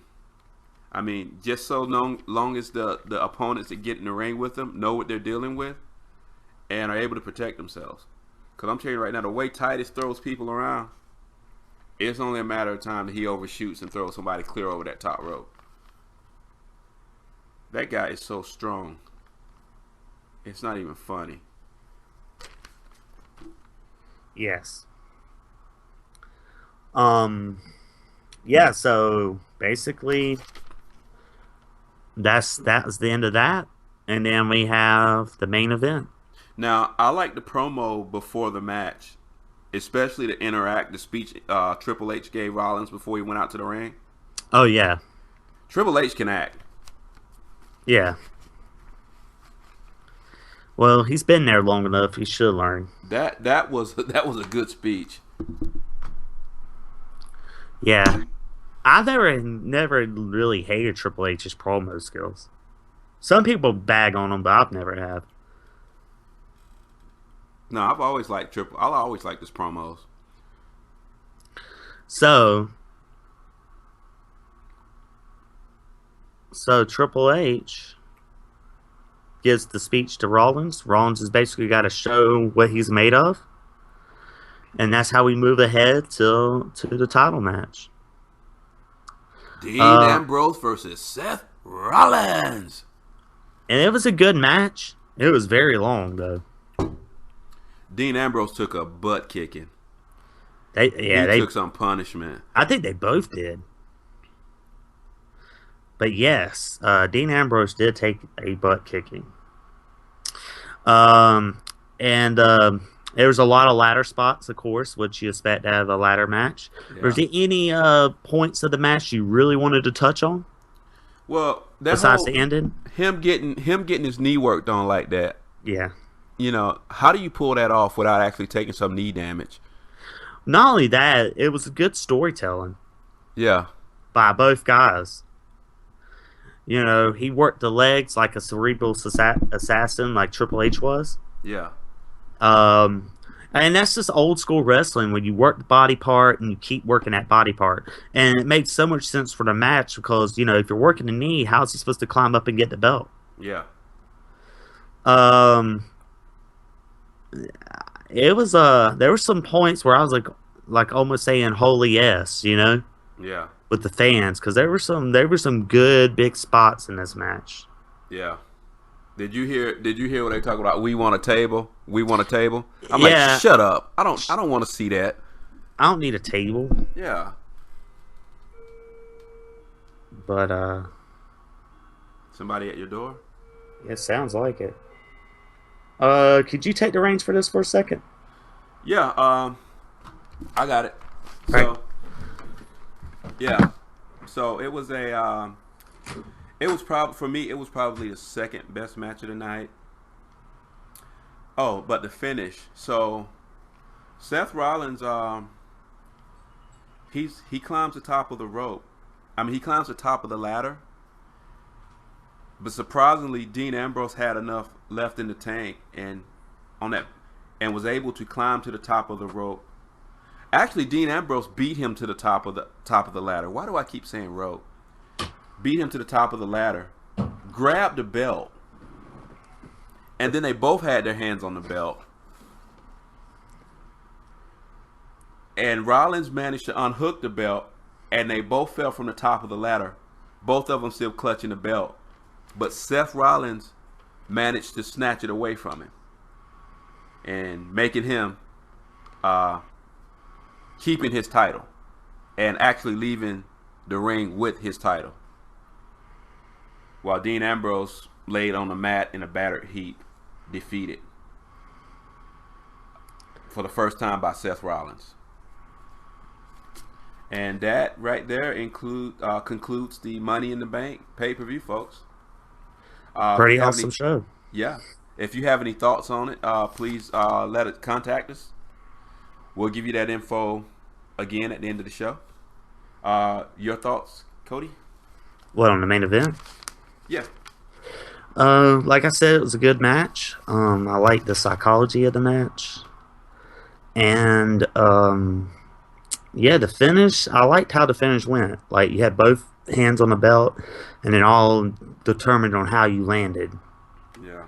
So I thought it was a really good, well done match, and Seth Rollins did do it on his own. Yeah. All right, so you want to head to Raw? Yep, we might as well head to Monday Night Raw. I took meticulous. I spent 6 hours yesterday watching wrestling. You didn't fast forward through the commercials? Yeah, but still, I had to take notes, so I had to pause the action sometimes to take notes. So I probably should really start pausing it when I take notes. That's probably why my notes come out weird sometimes. All right, so we kick off Raw with another tribute to Dusty Rhodes. Yes. Now, wasn't this footage from Money in the Bank? Yeah, it's the same thing. Okay. There was nothing different about it. It was the exact same tribute to Dusty as what was on Money in the Bank. And then they, of course, promote a hour special for Dusty Rhodes on the network after Yeah. Raw. So, and this was no surprise. We kick off the show with Seth Rollins triumphantly making his way to the ring to deliver the typical heel promo I loved it. about how I did it by myself and I only have me, myself, and I to thank. Oh, And it then was even better. It was even better. no, wait, I'm getting to that. Ugh. He takes a giant steaming dump on Cleveland. Johnny's stupid face. Which he looked really stupid, by the way. I Like, had to pause. I was laughing so hard. did you pause it on his face? Because he really did look pretty stupid. He always looks like that. Oh man, I didn't realize how stupid he really looked. He looks that stupid all the time. Johnny's stupid face. Looked like a cancer patient.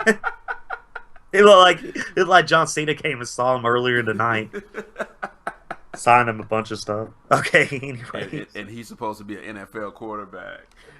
Oh man. he looked like Machine Gun Kelly, kind of. he he dumps on LeBron. Which, spoiler alert, he's kind of right because they Yeah. did lose. They did lose last night. Oh yeah. Oh yeah. Which if Raw was tonight, they probably riot in that arena if he came out Yeah, with that same promo. I know. Oh man.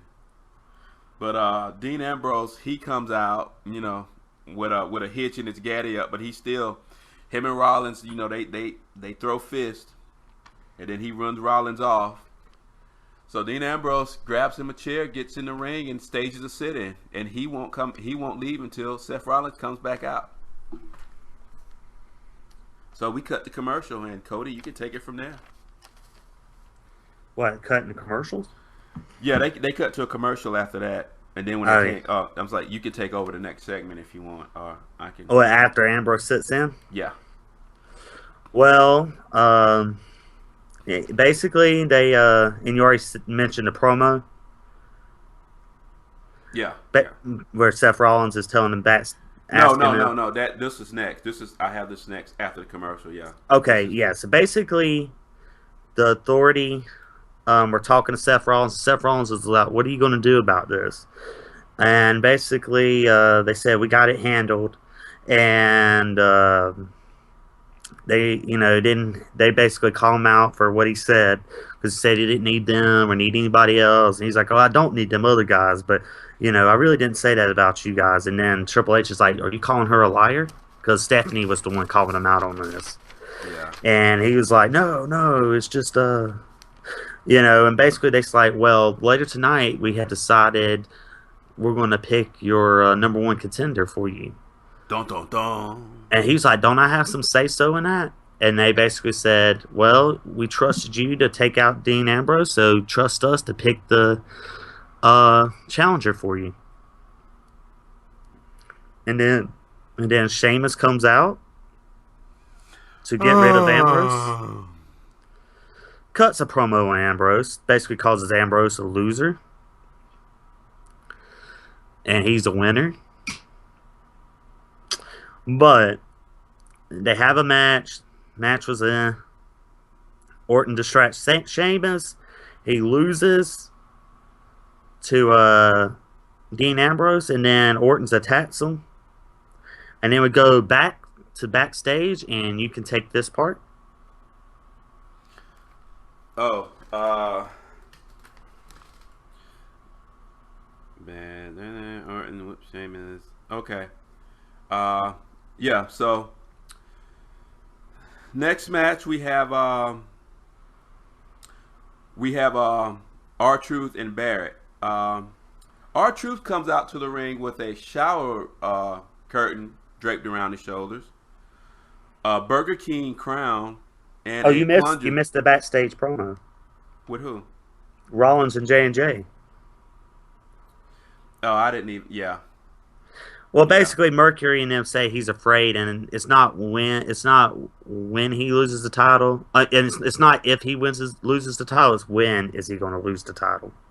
Mm, Yeah.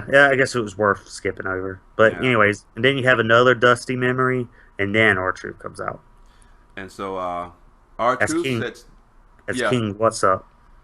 So he thinks he's gonna be commentating the match, and the those guys are like, no, you're in this match. He's like, what? He's got on street clothes. He's not even prepared to fight. With a tin full crown on his head. So he gets into the ring.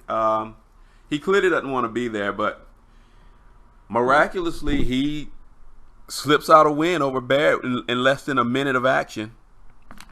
Uh, but while he's celebrating, Barrett delivers the bow hammer, which is a lame move, by the way. Uh, so he might have won the match, but Barrett won the battle, which I mean, whatever. Uh, Yeah. so we cut to Kevin Owens comes out. Oh, you missed it. What did I miss? MGK with the losers. Who? Machine Gun Kelly did a backstage promo with Fandango. Man, Uh, whatever. But go ahead, go ahead. well, it's just basically I just put that it was MGK hanging out with losers, and then he pushes the one man band and walks away. Paige comes out and tells the girls to meet her later. That was the only thing I had that marked out. But yeah, Kevin Owens gives another promo.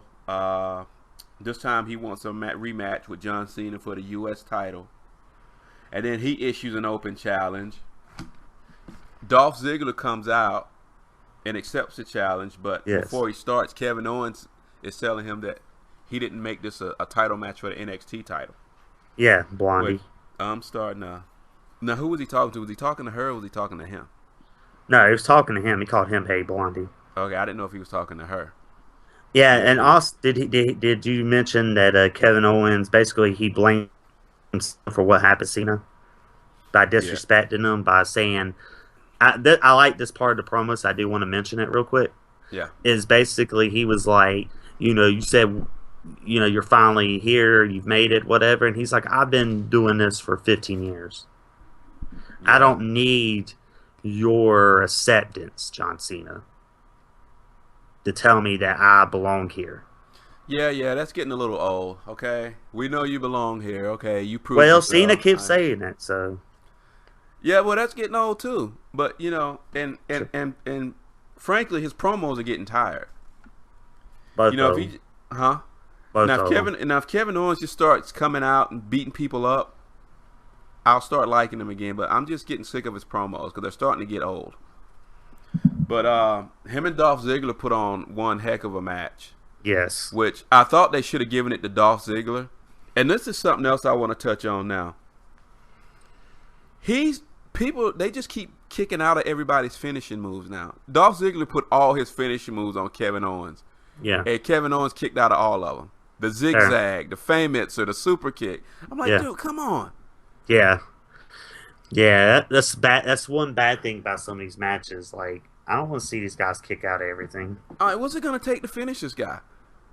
And then he gets Ziggler in the pop up power bomb match over. Oh, he gets his move. It's over with. I guess John Cena's the only one that can kick out of a pop up power bomb. I don't think anybody should be able to kick out of pop up powerbomb, personally, because that move really should mean more than it does. Yeah. Which they have protected all the way till the Cena match. But yeah, I agree. Like, but that's a Dolph Ziggler match. All his matches are like that. Well, I was listening to MLW, and they said he's indicated because his contract's up in a few months that if he doesn't get more of a push, he may just go the indie route. That'd be interesting because he never made his name in the Indies like the other guys did and come back to the Indies. Yeah. Like he's always been pretty much a WWE guy because he was part of the Spirit Squad. Yeah. So That'd be interesting. I wouldn't mind seeing Dolph in it. I think Dolph is an indie wrestler, really. Yeah, he is. Like with all the kick out him, the finishers, and all the high spots, and his overselling. You know, you said he reminds you of Shawn Michaels. He reminds me a lot of Billy Gunn. You know, he's way better than Billy Gunn. No, I mean just kind of style wise. He's more athletic He- than oh, Billy Gunn, but oh yeah, but he's a way better wrestler than Billy oh Gunn, yeah, yeah. and he's not as it's not as built as Billy Gunn. Like Billy No, Gunn was a little more muscle headed, and yeah, he you know, wasn't as athletic. He could. He I wasn't a think what it flyer. is because he does have some similarities to Billy Gunn as far as the way he dresses, and he does do the famouser. Yeah, Maybe that's what it is. yeah. But he's a way better wrestler. Oh yeah. Um, Now this is what I want to talk about. This next segment. Paige has a meeting backstage. She's trying to rally the troops. Where are they going with this? Where are they I going don't. with this whole angle? It looks like they're just basically trying to say that the Bellows are trying to take. They've been running roughshod for so long, but I hadn't felt that way. I hadn't either. So I really don't know. Well, What oh, go ahead. I just don't know where to go with that. And then all the girls they picked were all bad girls. Yeah. Like no wonder they all walked out on her. And so, she challenges them to a match later on the night, a handicap match, which I saw no point. Yeah, Uh, I just thought it was funny because she's like, it shouldn't matter who they're married to. yeah, which is I did, true. I did like that little jab. That was pretty cool. I wonder if our art's imitating life. It's reminiscent of that CM Punk promo he cut on the crowd one night. That Yeah, famous promo. yeah, But anyway, so unless I skipped over anything, Randy Orton versus Kane next. yeah. We're on track. Okay, Exactly. okay, okay. This is like the Sheamus and Randy Orton matches to me. Same feeling. Yeah, So how many times do I have to see this? And then Sheamus interferes or shows up. Kane makes it a no DQ match. Sheamus attacks Randy Orton. Then Kane chokeslams Randy Orton and wins. That was a nothing match. Then Kane goes backstage with Rollins, yeah, and Kane says that Rollins is the idiot if he thought that he didn't need help to win the belt and da da da da.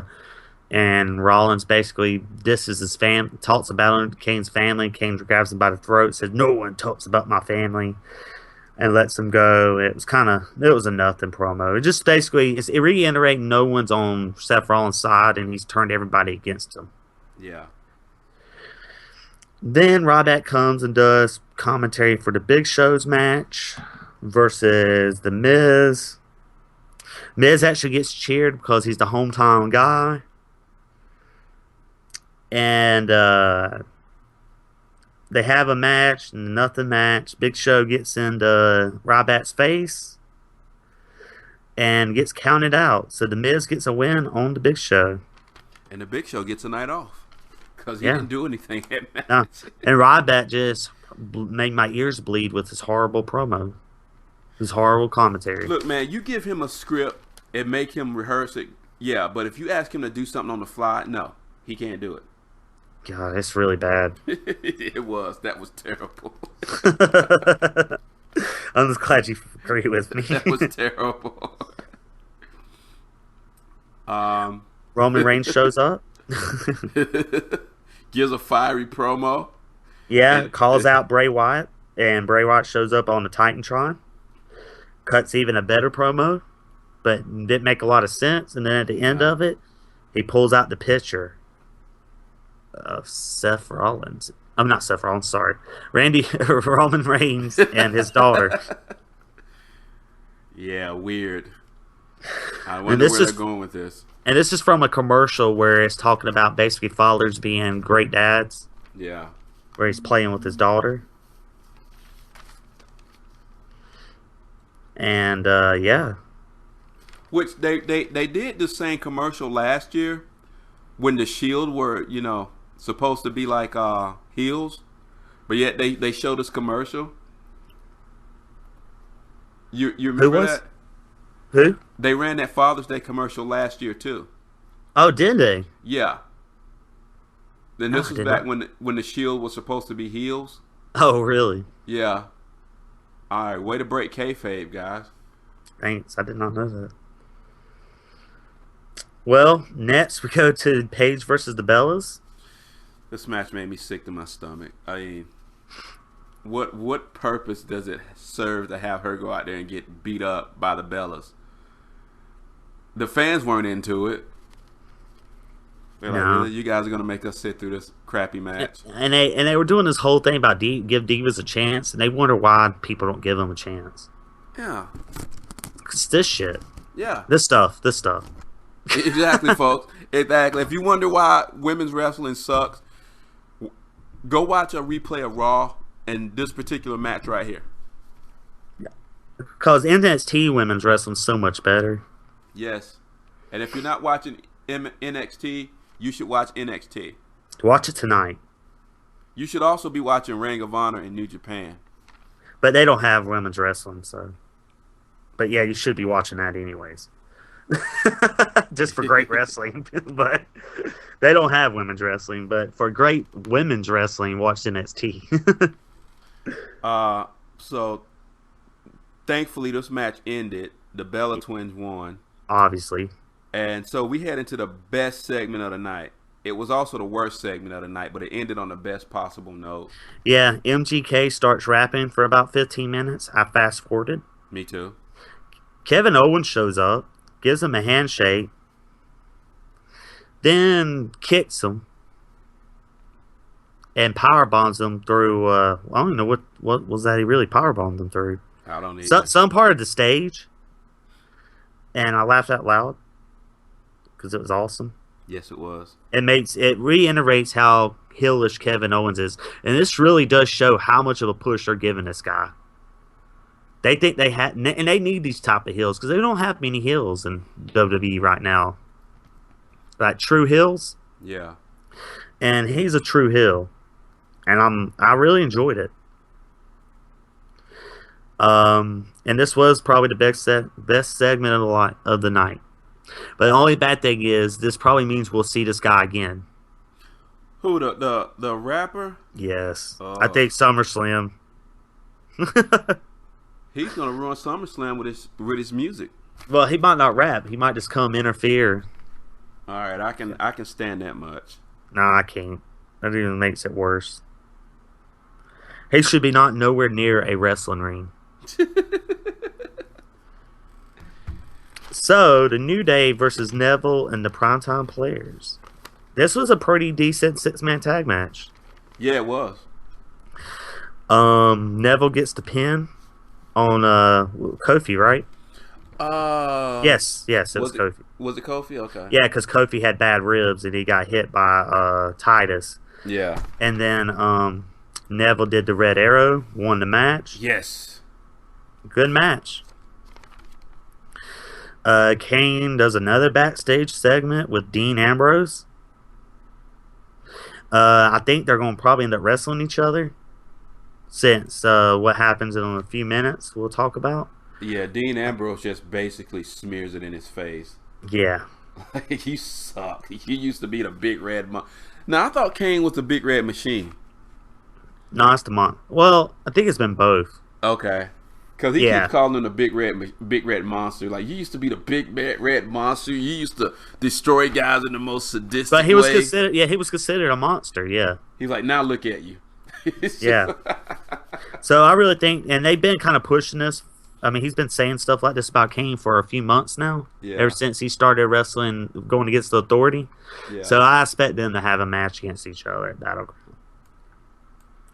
So we get to the best. I think this is the best segment of the night. Seth Rollins comes out. Well, Authority comes out first. They say they made a decision. Wait, no. I wanna touch on the interaction they had backstage. When Brock. Never mind. No, go ahead. Go on. I think I'm getting mixed up. When Triple H gave him that speech about diamonds. That was Was that earlier? Okay, all right. No, that's out. That's it. That's in the ring. Okay. No, so we're getting to that. They actually did that in the ring. That wasn't backstage. Okay. Yeah, yeah. So yeah, I mean that is coming up. That hadn't happened yet, but that's once he gets his butt out here. So well, anyways, Seth Rollins comes out smiling. He's happy. He's like, I can defend my belt against anybody since I, basically beat Dean Ambrose. It's like, really, who in the roster can stop me? And says he's good as any guys. He's good as the guy you guys think he was, and even better. Triple H says, you got to find your diamond in the rough, and sometimes you have coal and you have to turn it into a diamond. It either turns into a diamond or it stays what do you say, stays like into coal. Yeah. It was a really good promo. Um, but Stephanie also added that their patients have been tested by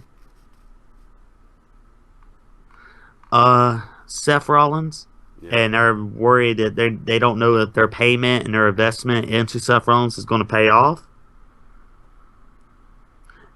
So basically, and then you hear they announce, well, here's going to be your guy, and Lester's music hits. He is the number one contender for the belt, which will be defended at Battleground. It comes out. Seth Rollins is in shock, looks scared, trembles. Brock Lesnar and Paul Heyman shake hands with Triple H. Then they have a face off with Brock Lesnar, and Seth Rollins couldn't even look him in the eyes, and then tries to walk away, back up slowly. Brock Lesnar kept getting in his face. He makes it out of the ring and retreats. It's shock and horror as Brock Lesnar is the guy coming for the belt. The only issue I have with this, I thought they would save this for SummerSlam. I don't see him losing at Battleground. Who, Rollins? Yeah, not the Lesnar. Really? Yeah, I think he'll keep the title going into SummerSlam. This is one of those. This is one of those moments that the champ faces impossible odds, but still remains champ. Because I don't think, and as far as storyline purposes, I don't think the Authority has abandoned him completely. I think they're just teaching him a lesson, and I think they'll end up pulling out the stops against Brock Lesnar, and he will go into SummerSlam as the champ. I think could be totally off, but they were like, now that you know what's what, you're gonna be our little our little whip dog again. You get out of line. Remember this moment. Yeah. So I don't know. I don't know. I really do think that Brock Lesnar will get the belt back. I don't know if it'd be now or SummerSlam, but he's going to get it back. Well, if Brock Lesnar gets the belt back, you probably won't see him again until WrestleMania. No, he signed for more dates. Did he? Yeah, Okay. I mean, he's going to be on that July 4th special in Japan. He's wrestling Kofi Kingston, actually. Okay. So, which is going to be an interesting show. So we're making good time. So is there anything else you wanted to touch on? Well, not.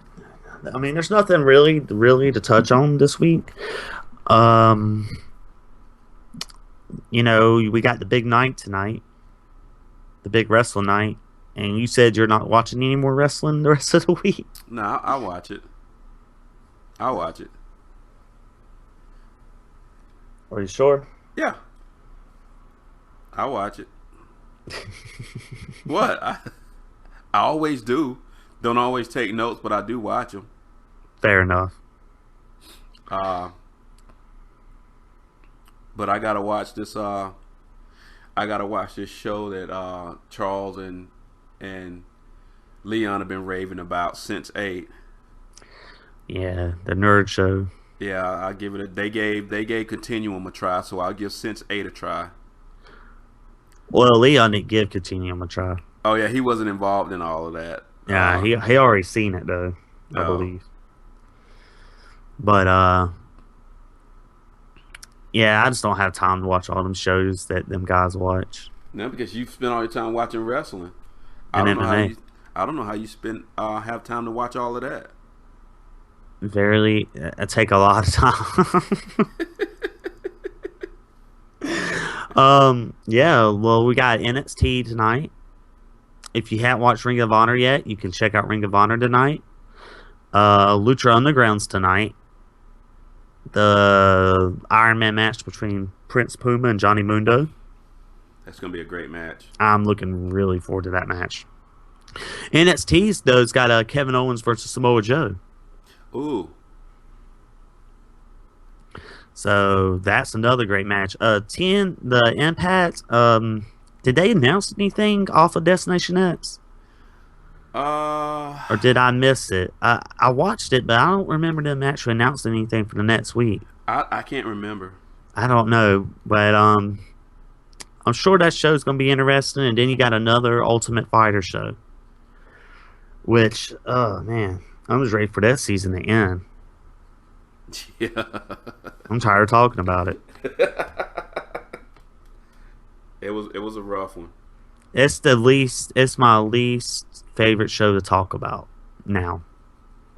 Yeah, So, and then Friday, oh Friday, got Ring of Honor pay per view and Bellator. So I got a lot to watch. and I will be watching that Fight Pass. Oh yeah, that's Saturday. So are we gonna do a mini cast? Uh, are we gonna do a mini cast Saturday like we did last week, or We will do a mini cast. I do not know when we will do this mini cast. I have some other obligations I might have to partake in, and the Fight Pass card is early, so it starts at like 10 a.m. yeah? or something like that, and the main card starts at 3 p.m.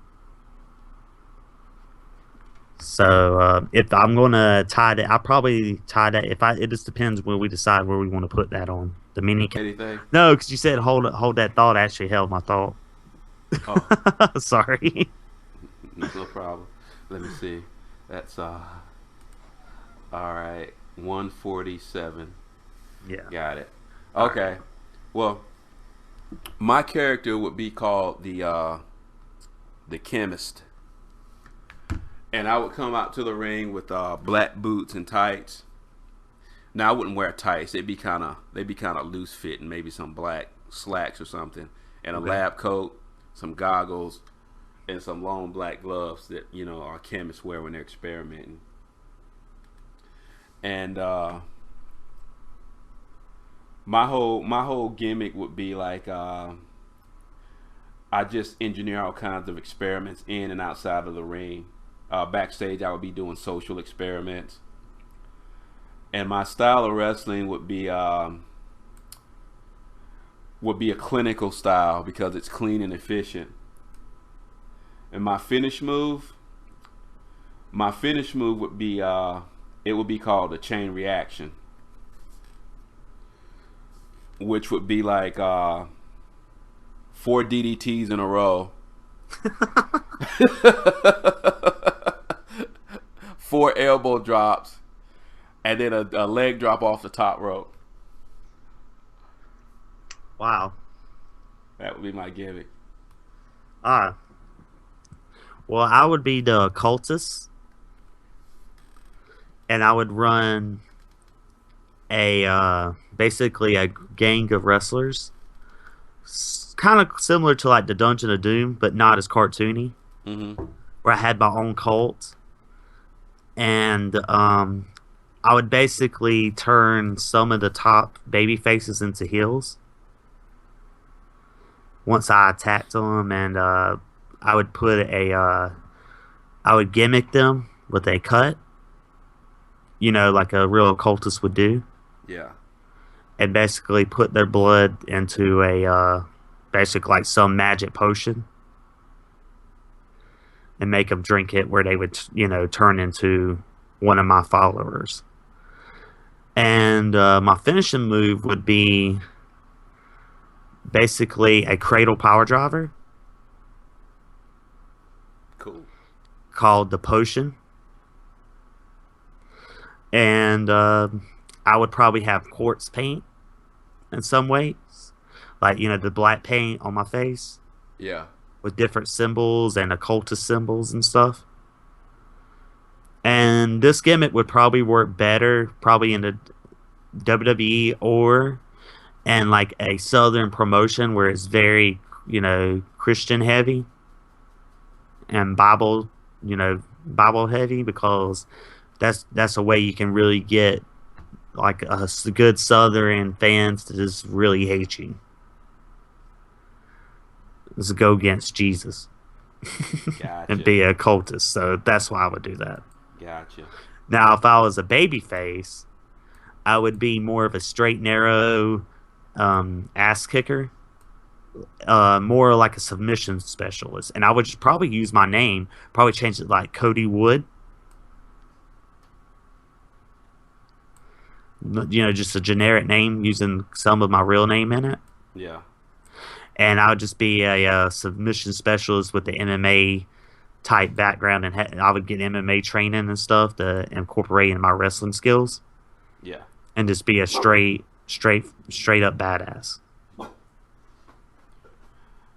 Oh, And Oh, go ahead. and that's it. I forgot to mention I would too have a stable, and they would be called the Free Radicals. They would just be going around tearing stuff up, attacking people, tearing up the backstage, beating up people in the audience. Yeah, all the audience people deserve to get their ass kicked. And that would definitely play to an indie promotion. Just coming out interfering in matches all the time. And then I tell the promoters the only way to solve this is to give me what I want. And I'll be like, well, what is it that you want? Like, you'll know soon enough. That's it. Nice. Well, that's our gimmicks. I'd probably play around with about 4 gimmicks, so I have to be careful. I might be called the gimmick man eventually, where I just have a gimmick for every month of the year. But I like it, Fonzo. I like it. Thanks. Mine's been done before, but most wrestling gimmicks have been done in some ways Yeah. before. It's just how you interpret it to be your own. So, Yeah. and guys, I guess we're gonna call this a day here. Yeah, we're heading on 2 hours, hour 55 minutes. All right, well, let's go ahead and knock this out of the park. And thanks again for tuning in. We do it for you. We do it because of you, and we'll keep doing it. Yes, we do it for you, but honestly, I kind of do it for myself as well. Because the only reason I'm successful is because of me, myself, and I. Oh, you forgot one. You forgot to add something. Oh, what else did he have? No, I'm talking about you, your own touch to it. You can't be censored. I cannot be censored. I will not be censored. And I will touch on this. Since I say that a lot. But no, guys, check out our other shows on the Zen Speaks. There's a nice little interview by Charles and Chief Geek from was it Geek Out Games? Yeah. If you want to hear about that, check out that place. Where's that located? Do you have any idea? Somewhere in Central. It's in Central. But if you're into tabletop games, and if you like tabletop games, I suggest you really listen to this podcast. Not this one, that one.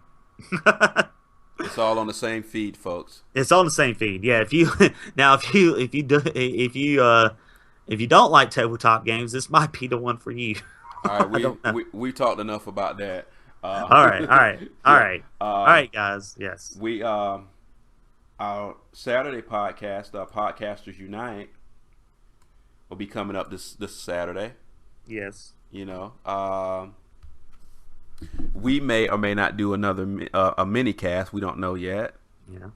I have another podcast in the works, and it's going to be called X's and O's with Nicole. And Nicole will be bringing her expertise to the network. We will be discussing pro and college football, and all other types of football related topics, burning topics, and fantasy football. Ooh. Yes. So I'm look for that on the horizon. I'm looking forward to that, Alfonso. I cannot wait to hear that. And I'm looking forward to the other podcast that you're going to be a part of. Oh, yeah. Pizza Got Beer? Yeah. Was supposed to already start, but my co-host there, Leon, decided we weren't ready yet. So we'll be ready next week. Clock is ticking. Clock is ticking. But we're definitely going to put one up, and it's going to be a different feel. It's basically just us rambling about different topics, music, film. Maybe we'll have guests on there, and some other things that you will find out once you listen to the podcast. And yeah, I'm excited for all of the new adventures that Zen Speaks is doing, and the current ones that we're still fulfilling. And you can reach us on our website. Yes, we have a website. It's Zen, XEN -comics. Our Facebook is Zen Speaks at facebook.com/Zen Speaks. And that is Zen with an X, XEN. Speaks, SPEAKS. It's one word, Zen Speaks. And again, that is Zen-Comics, Facebook, Zen Speaks at facebook.com/Zen Speaks. And our Twitter is at Zen Speaks. Yes. And my Twitter is at Cody Zen Speaks. And Alfonso, your Twitter? At Shane O'Mac 35. And that is how we're going to leave you on this epic edition of Beatdowns, Moonsaults, and Judo Shots. Yeah.